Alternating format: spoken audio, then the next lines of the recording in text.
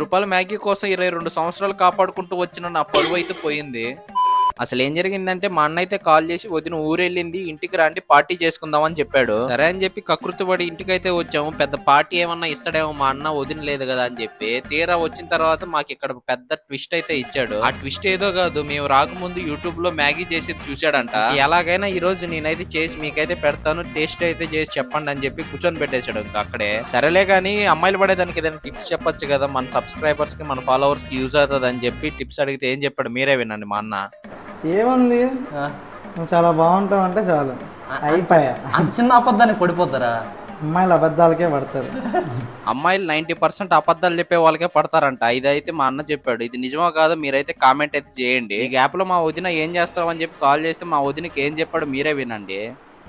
ఇంటికి ముష్టోళ్ళు, సారీ గెస్ట్లు వచ్చారా? కొంచెం ముష్టోళ్ళ మిమ్మల్ని కాదులే, ఇక్కడ ఉండేది మేమే. నేను పోతాను, నాకు ఇది వద్దు. 22 సంవత్సరాల నుంచి కాపాడుకుంటూ వచ్చిన పరువు కరెక్ట్ గా 22 సెకండ్లు కూడా ఉంచలేదు మా వదిన కాడ నా పరువు. మా అన్న ఫైనల్లీ మ్యాగీ అయితే రెడీ అని చెప్పాడు మా అన్న. సరే అని చెప్పి పెనులో నుంచి ప్లేట్ లోకి మారుస్తుంటే చెయ్యి అయితే గాల్చుకున్నా. మనకున్న ఆవేశానికి ఆవేశం స్టార్ కూడా పనికిరాడు అనమాట, అంత ఆవేశం ఉంటది మనకి ఏదైనా పని చేసి. ఫైనల్ గా అయితే మా అన్న చేసిన వంటని మా అన్నకే పెట్టామన్నమాట ఫస్ట్ అయితే. ఎందుకంటే స్టార్టింగ్ లో చెప్పాడు కదా నేను చేసి నేనే తింటా ఫస్ట్, దాని తర్వాత మీరు తినండి అని. అందుకోసమే మా అన్నకే పెట్టాం ఫస్ట్. ఇంకా టేస్ట్ బాగుందంటే నేను వెంకీ కూడా తిన్నాము. టేస్ట్ అయితే పర్లేదు, తినొచ్చు, బానే ఉంది.